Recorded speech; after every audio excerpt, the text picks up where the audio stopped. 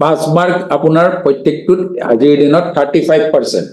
গতিকে আমাৰ যেটো আপনাৰ ফৰ্মেটিভ অ্যাসেসমেন্টৰ 30 মাৰ্কসৰ ভিতৰত 11 মাৰ্কস পালেহে পাস কৰিব 35%।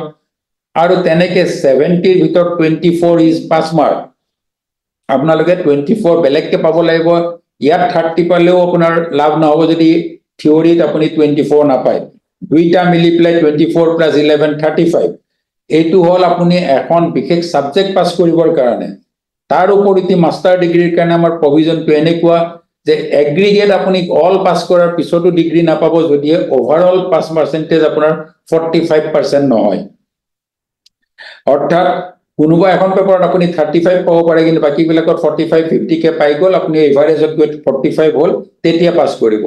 ইন্ডিভিজুয়াল পেপাৰ এখনৰ পাস মাৰ্ক 35 whereas আপুনি ওভাৰঅল পাস কৰিবলৈ পাস পাৰ্সেন্টেজ ইজ 45%।